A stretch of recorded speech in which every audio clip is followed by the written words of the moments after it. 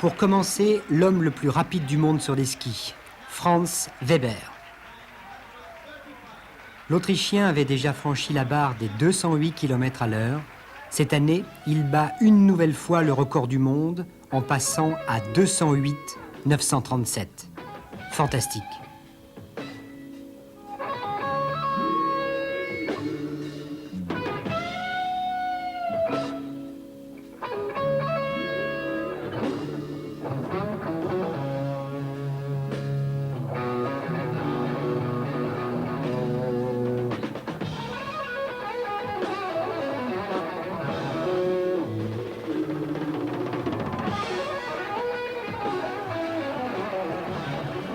Honneur maintenant à la femme la plus rapide du monde, Melissa Dimino. Une petite américaine qui semble réservée, timide, presque fragile. Et pourtant, elle vient de battre un record historique. Pour la première fois, en effet, une femme a dépassé la frontière des 200 km/h.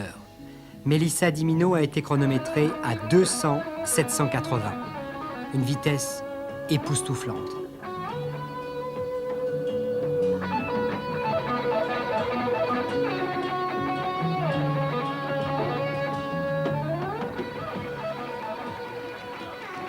Enfin, un très grand coup de chapeau au Français Patrick Knaff. Sur une seule jambe, il est handicapé, il est allé à plus de 176 km/h. 176 470 exactement. C'est le nouveau record du monde pour les unijambistes. Des images toujours impressionnantes.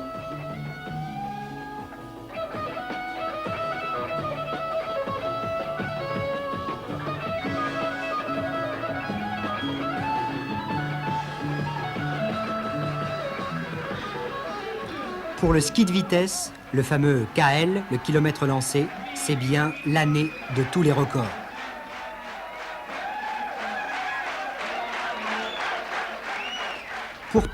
Pourtant, les choses ne commencent pas vraiment bien aux Arcs. Il y a du mauvais temps sur la piste de l'Aiguille Rouge, de la brume, du brouillard, des flocons de neige. Les premiers entraînements débutent dans des conditions extrêmement difficiles. Les règles de sécurité sont respectées, mais il faut quand même bien du courage pour se lancer comme ça dans la pente à 150, 160, déjà 170 km/h.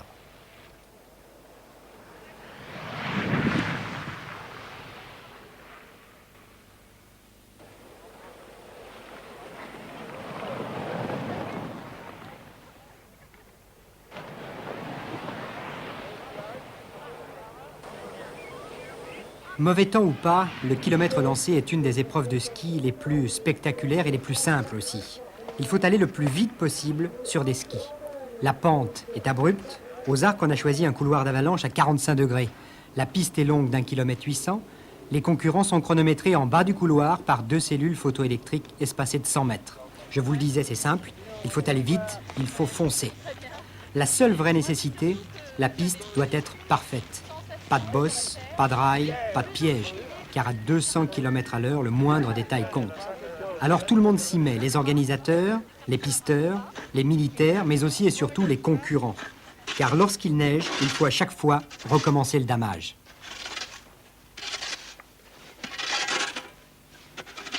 C'est énormément de travail, mais enfin on a beaucoup de monde, et puis les coureurs jouent très bien le jeu. Ça fait partie de la course. Les coureurs participent à la préparation de la piste. C'est une reconnaissance pour eux.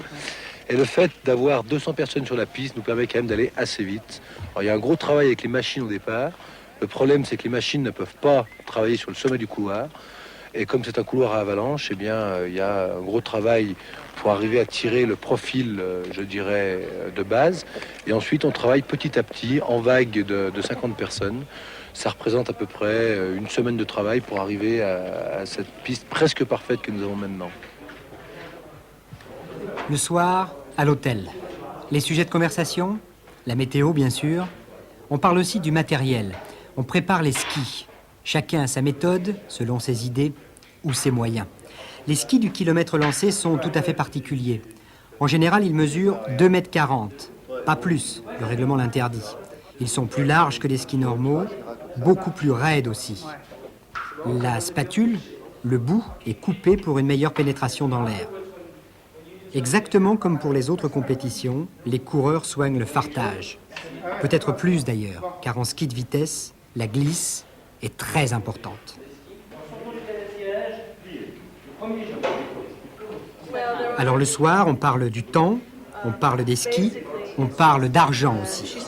Car beaucoup de concurrents et de concurrentes sont des professionnels. Ils vivent pour et par la course. Le vainqueur du championnat du monde touchera 6 000 $, plus une prime de 2 000 $ si le record du monde est battu. Pour les femmes, les prix sont divisés par 2. 3 000 pour la première, plus une prime de 1 000 $ pour le record. Nous ne sommes pas d'accord, disent en chœur les skieuses. Non, c'est pas vraiment une révolte, mais on essaye un petit peu d'avoir les mêmes avantages que les garçons. Il n'y a pas de raison que les garçons touchent presque 10 fois plus que les filles. En fait, on veut que les primes, ou tout au moins les primes de record, soient égales pour les hommes et les femmes. Parce qu'actuellement, donc, il y a une prime de 2 000 $ pour le record homme et seulement de 1 000 pour les femmes. Et ce qu'on demande simplement, c'est que la prime soit la même. Je crois que c'est tout à fait normal et juste. Finalement, après négociation, elles auront à moitié gain de cause. La météo s'améliore, mais il y a encore un peu de brouillard, alors on attend.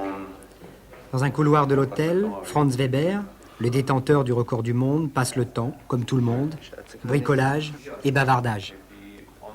Weber, c'est celui qui a en course la meilleure position aérodynamique. Alors pour nous, il a mis l'accent sur les points importants. Alors quand vous êtes en position, c'est très important, vous êtes très souple. Il faut avoir les coudes tout devant votre genou, il ne faut rien qui sort de la ligne, dépassant d'air, parce que tout ce qui sort, ça fait turbulence. Par exemple, si j'ai les coudes ici, ça fait 3-4 km à l'heure, ou par exemple, je l'ai ici, notre turbulence ici. Il faut que ce soit tous dans cette ligne, et puis ça, vous pouvez entraîner devant un miroir. Et puis, une chose qui est très importante, vous êtes souple pour amortir les postes et tout. Si vous êtes très raide en bas, si vous tapez un poste, vous risquez de prendre un prise d'écart et tomber. Ça m'est arrivé l'année passée.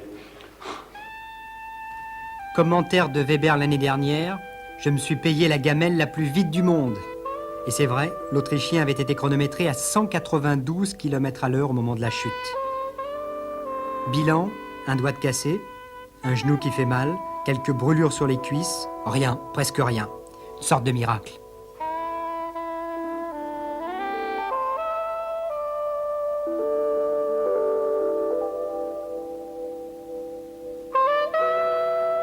Alors une chose, c'est très important, quand vous êtes dans la position, il faut que votre dos est parallèle avec la pente.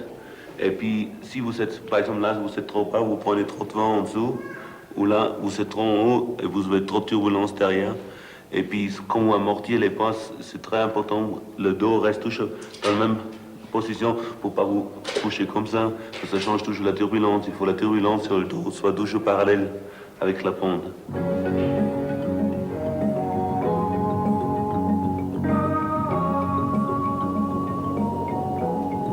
Pendant la descente, il y a 2 choses primordiales. Avoir une bonne position et puis surtout garder cette position au fur et à mesure que la vitesse augmente. Si Franz Weber est l'homme le plus rapide du monde, c'est en grande partie pour cette raison. Il est l'un des rares coureurs à pouvoir rester en recherche de vitesse du départ à l'arrivée de la course. C'est un super athlète, il se sert de ses muscles, de sa tête aussi. Ce n'est pas le cas, loin de là, pour tous les concurrents du kilomètre lancé.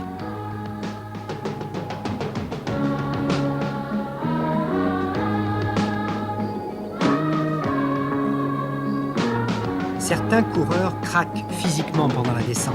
Les jambes trop raides, un corps mal positionné dans l'air, un bras qui s'écarte. À chaque faute, quelques centièmes de seconde, quelques dixièmes de seconde de perdu, la vitesse s'envole vite. Dès que l'on prend l'air, c'est un coup de frein, sans parler des fautes de quart. En fait, il faut être à la fois tonique et relâché. Il faut maintenir la ligne et être capable à chaque instant de rectifier sa position au millimètre près. Le ski de vitesse, c'est de la haute tension, mais c'est surtout de la haute précision. Le beau temps est revenu, une véritable tempête de ciel bleu. Le championnat du monde va vraiment commencer. Comme un astronaute, un pilote de Formule 1, ou mieux comme un matador, le skieur se prépare.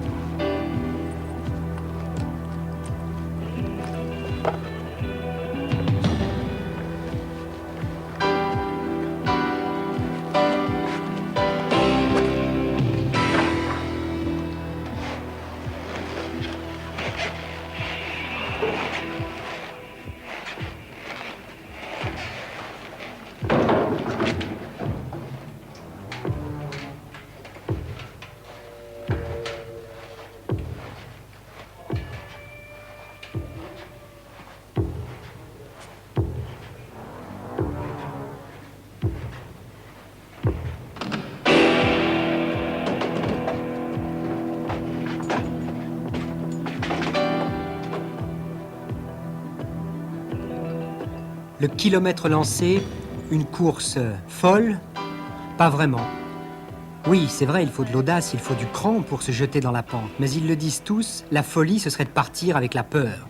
Un peu de trac, peut-être, exorcisé par quelques gags, mais surtout une grande lucidité. La preuve, Henri, 11 ans. Je m'appelle Henri Savio. Ouais. J'habite à Breteil, en Suisse. Tu fais du ski depuis combien de temps? À 3 ans, j'ai commencé. Et maintenant, tu vas à quelle vitesse? 133 homologué. Est-ce que pour toi, c'est un sport dangereux, le KL? Non, rigolo. Et la pente, ça te fait pas peur? Non, plus ça va vite, plus c'est rigolo, alors. C'est pour ça que c'est kilomètre lancé, hein. On se lance. Ton père, il fait quoi, hein? Il est restaurateur. Et il sait que tu fais du KL, comme ça, Oui. bien sûr. Il était d'accord? Oui. Tant que c'est pas lui qui le fait, il est d'accord. Ah d'accord, c'est toi qui prends les risques, alors. Ouais. Et maman? Maman, elle a un peu peur, elle viendra jamais regarder, elle, là. Mon papa, peut-être qu'il viendra regarder à une course, mais ma maman, non. Et voilà, le kilomètre lancé, c'est rigolo. Henri, 11 ans, le plus jeune participant, qui passe ici à 133 km/h, sans problème.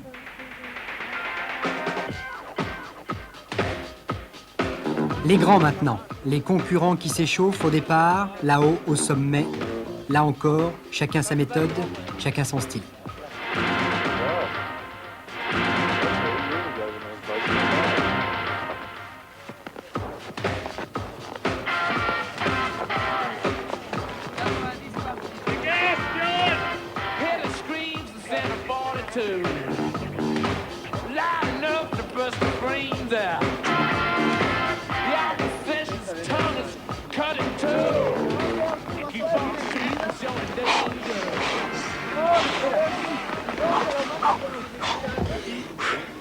Et la question, pourquoi ils courent? Pourquoi ils prennent des risques? Je trouve que c'est marrant, on se retrouve tous ensemble là, avec des jeunes, des garçons, et c'est une ambiance un petit peu bizarre. C'est grisant, plus on va vite, plus on a envie de monter, et plus on va vite. Et c'est un sport un petit peu... Un peu fou? Un peu fou, non, pas fou, parce que c'est comme un sport automobile ou d'automobile. Pourquoi est-ce que vous faites cette course? Je la fais pour aller le plus vite possible, pour essayer d'être devant les autres, parce que j'ai fait un peu une progression. La première fois que je me suis lancé, c'était pour oser descendre. La deuxième année, je me suis rendu compte que j'avais fait un bon temps, 191 en ayant ouvert les bras. Et cette année, je me dis que si je garde les bras bien en position, je devrais arriver à dépasser 200. Alors j'espère être dans le peloton de tête, on verra ça. En fait, le jeu, c'est de se dépasser soi-même, quoi. Oui, c'est ça, surtout. Se dépasser, voilà sûrement le mot-clé. Avec le kilomètre lancé, chacun en fait essaie de savoir où se situent ses limites personnelles. Il s'agit d'une compétition, une épreuve vis-à-vis des autres, mais aussi vis-à-vis de soi-même. Une façon de mieux se connaître en fait. Je viens de découvrir que j'aimais la vitesse, c'est la première fois que je fais, et puis ça m'a plu. Vous vous êtes fixé des limites? Non, pas du tout, non. J'ai aucune idée de la vitesse à laquelle je peux aller, je n'ai pas beaucoup d'expérience. Et la peur? J'étais sûre que j'en aurais beaucoup, et puis en fait, non.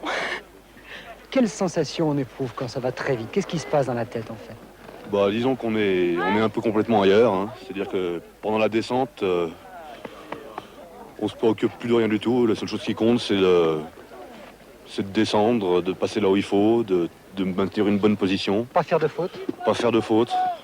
Mais ça, à la limite, on n'y pense pas tellement pendant la descente. Plutôt avant, ça. Ce championnat du monde du kilomètre lancé rassemble cette année près de 120 concurrents.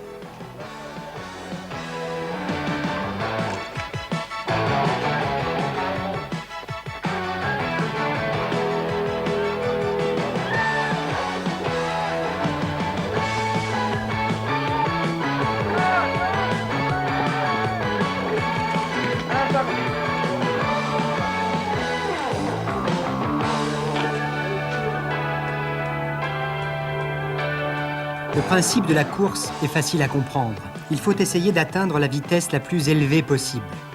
2 ou 3 manches sont disputées chaque jour, les coureurs les moins rapides sont éliminés, les organisateurs gardent les meilleurs pour les phases finales, c'est-à-dire pour les tentatives contre les records du monde. Dans ces cas-là, on remonte un peu le départ dans la pente. Les skieurs partent de plus en plus haut. Si la neige n'a pas changé, ils vont alors de plus en plus vite. Cette année, ils iront vraiment tous très, très vite.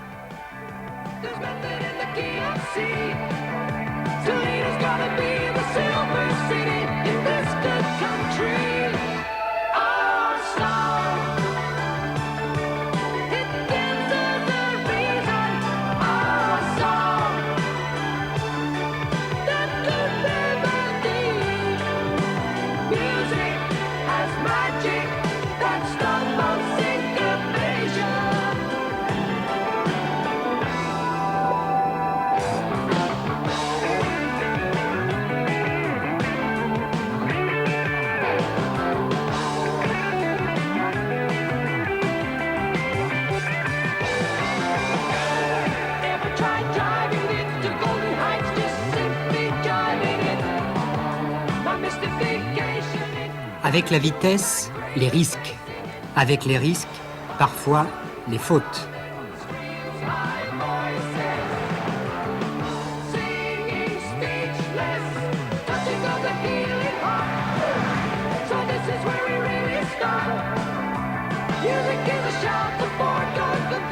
Voilà les deux plus beaux soleils de la course, les deux plus belles chutes. D'abord, le Canadien Tom Prochaska.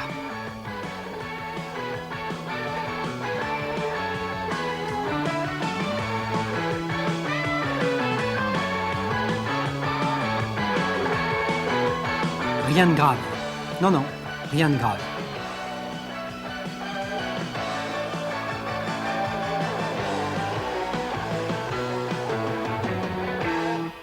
Et puis la cabriole de l'Anglais David Whittingstall.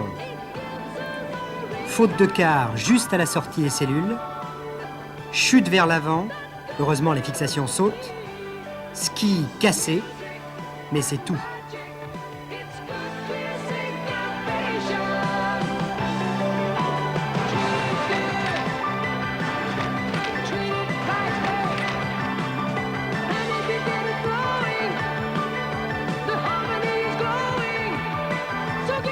Comme d'habitude, il y aura de beaux bleus sur les cuisses et des brûlures sans gravité. C'est vraiment fou, une glissade à près de 180 km/h et même pas une bosse.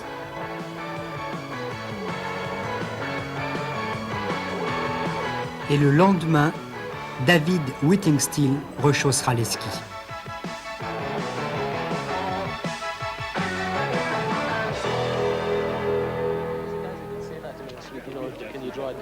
Place maintenant au duel, aux 3 batailles exceptionnelles qui ont marqué cette épreuve. Car s'il est vrai qu'au départ, tous les skieurs avaient leur chance, le public, les organisateurs, les journalistes, tout le monde a vite compris que ce championnat du monde de vitesse à ski allait se résumer en 3 combats d'une intensité peu commune.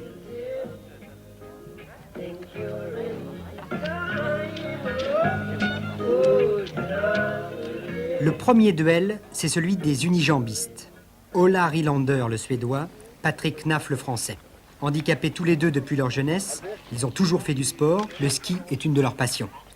L'année dernière, Ola, le Suédois, avait gagné, record du monde à la clé. Patrick était déçu. Il attendait sa revanche. Patrick Knaff part en premier cette année.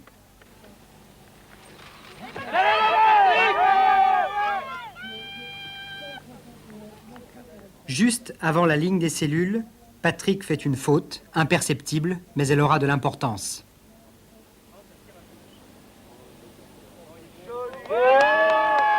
Dossard 121, Patrick Knaff, record du monde, battu 171,919.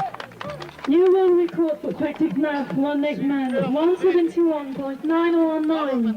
Il va me battre là, j'ai fait une énorme faute.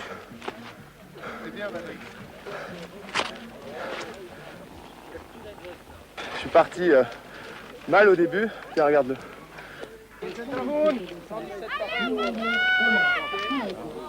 Ola Rylander part à son tour. Lui aussi va faire une erreur. Il va même sortir de la trace, mais il a été plus vite. Ça y est, c'est fait. Dossard 117, Rhinlander Olaf bat de nouveau le record du monde, 172-166. Une belle bagarre. Voilà. It was a good run. Ça a été une bonne course, Ola? Pas vraiment parfaite, non. Je n'ai pas réussi à bien tenir mes bras, mais c'était assez rapide quand même. Plus rapide que l'année dernière? Oui, on a même battu tous les deux le record du monde. Patrick, même scénario que l'année dernière alors? Vous battez le record et Ola derrière le rebat. Ben oui, c'est un petit peu ce qui se passe. Là. Je pense que le fait de me voir descendre lui a permis de voir les endroits un peu délicats et de passer mieux. Vous avez fait une faute? J'ai fait une énorme faute au départ, j'ai perdu beaucoup de temps et puis ensuite dans les cellules, je me suis ouvert parce que j'étais pas bien posé sur mon ski. Maintenant, le tout serait de savoir si on peut remonter, comme le veut la règle du ski de vitesse, de manière à confirmer le record. Rhinlander décide de ne pas remonter. Knaf, lui, veut absolument le record. Il se sent capable d'aller encore plus vite. Il repart pour une dernière tentative et ce sera la bonne. Knaf qui vient de repulvériser le record du monde à 176-470. Combien? 176. Bon, cette fois, une course sans faute. Presque sans faute, je crois qu'on peut aller encore plus vite parce qu'on est parti exactement du même point. Tout le monde est allé plus lentement sauf Weber. Et on doit pouvoir franchir à 180 très bientôt. Vitesse du dossard 1. Le combat des chefs maintenant, avec le duel extraordinaire entre les deux hommes les plus rapides du monde. Franz Weber, l'Autrichien, le détenteur actuel du record, et Steve McKinney, l'Américain, le premier skieur à avoir dépassé les 200 km/h. C'était en 1978. L'année dernière, McKinney était absent des compétitions. Il adore la montagne. Il était parti en expédition dans l'Himalaya. Cette année, il est bien décidé à battre Weber. Steve McKinney, 198.565.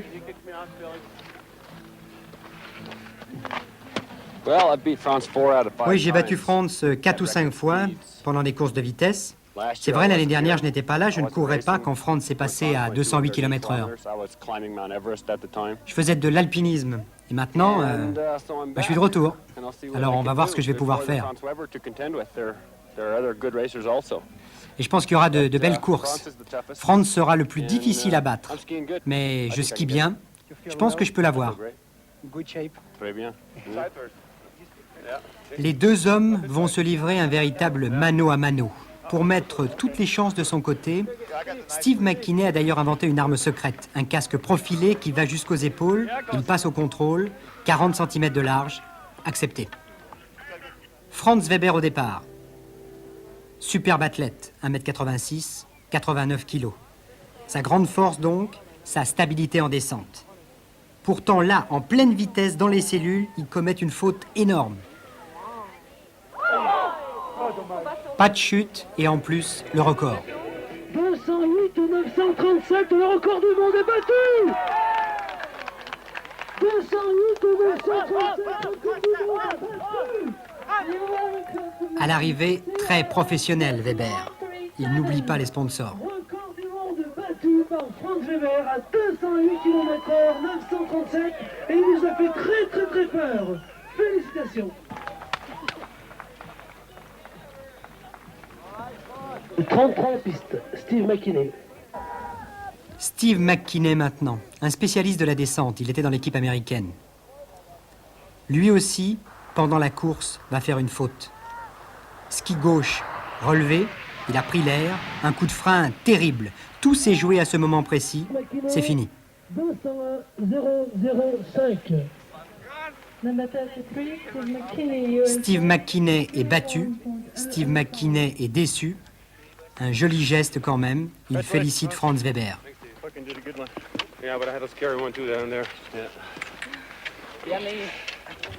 Trop de fautes. No good, no good. You had a perfect run and you never broke. Yeah, I was up and floating. J'ai toujours la chance quand je gagne. Je gagne depuis 5 ans presque toutes les courses. Et puis j'ai toujours la chance. Soit C'était le soleil qui était juste pour moi. Et je veux juste prouver, là, encore une fois, c'est pas la chance. Et je suis pensé à arrêter maintenant. Moi, je suis pas sûr encore.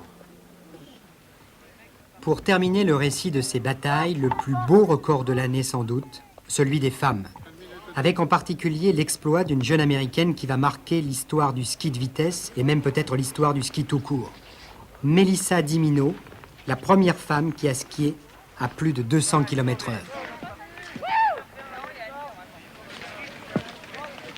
Ce jour-là, la piste est parfaite. Il est tard, 19h, la neige transformée s'est de nouveau durcie, elle est très rapide. Il y a du record dans l'air.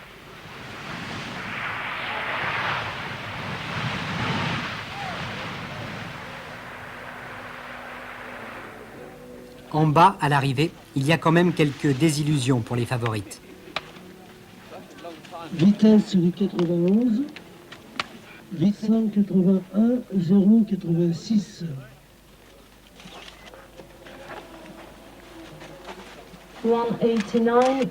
189 km/h pour Kirsten Culver, l'américaine. Bien, mais pas assez vite.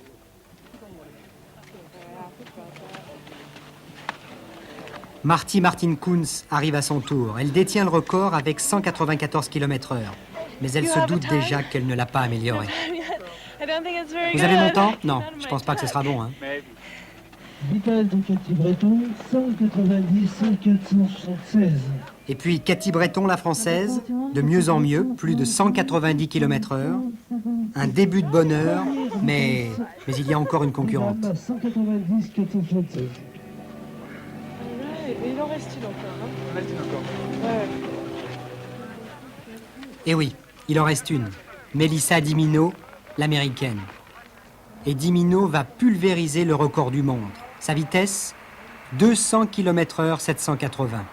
Une course incroyable d'ailleurs, car Melissa Dimino va tomber juste après la deuxième cellule.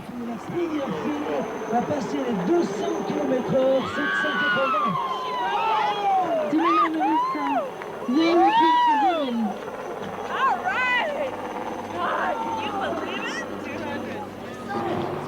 Toute légère en plus.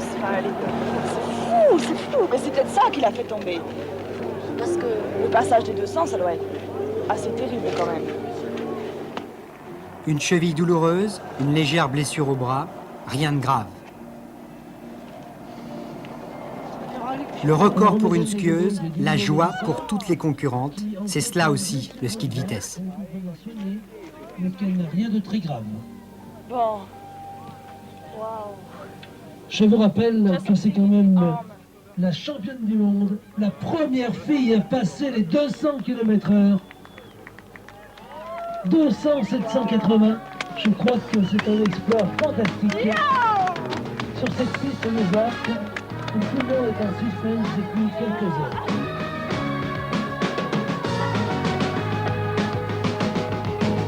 Pour terminer, un baiser, celui de Franz Weber, le roi autrichien de la vitesse, pour la nouvelle petite reine américaine, Melissa Dimino.